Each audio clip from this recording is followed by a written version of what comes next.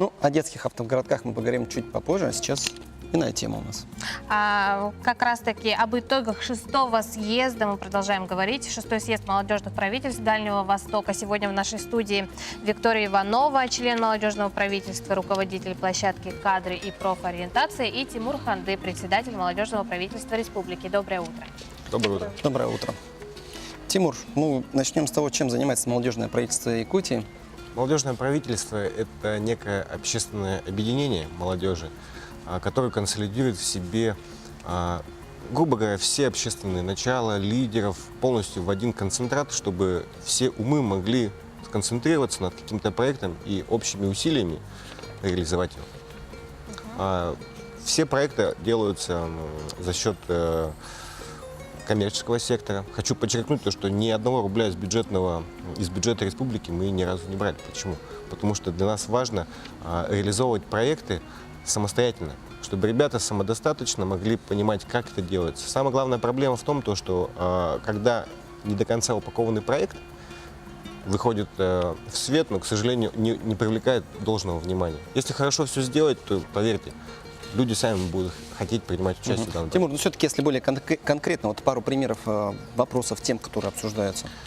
Ну, у нас прошел Дальневосточный съезд как раз, да, и у нас было 4 площадки, на которых мы сконцентрировали молодежь по направлениям. Это цифровая экономика, демография, кадры и, помоги мне, патриотическое воспитание. Вот. Я же принимал участие на цифровой экономике. Что мы там делали? Мы обсуждали вопросы, ну, вот, новые тенденции развития. А если раньше это были инновации, то сегодня это цифровая экономика. Конечно, цифровая экономика – это очень обширное понятие, каждый для себя сделал свой вывод.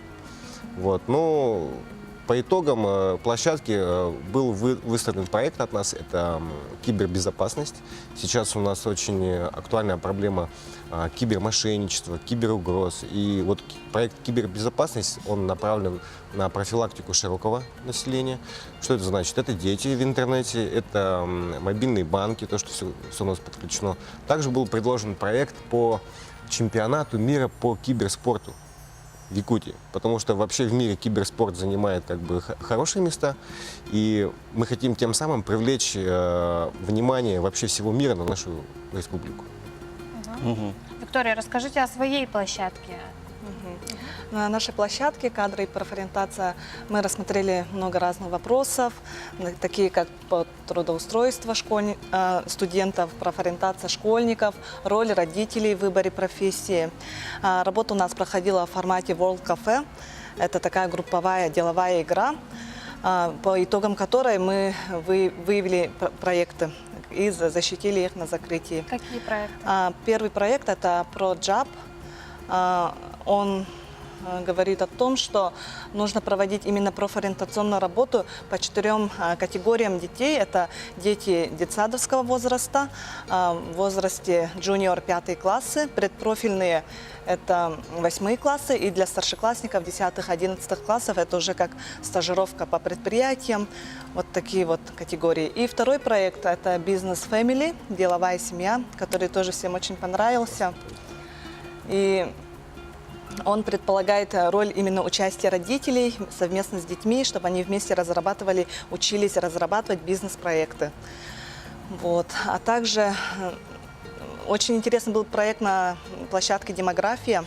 Этот проект был «Школа молодой жены», где молодых девушек, чтобы учили, как правильно, да, строить совместную жизнь, потому что количество, оказывается, разводов приходится именно на время от 1 до 3 лет совместной жизни.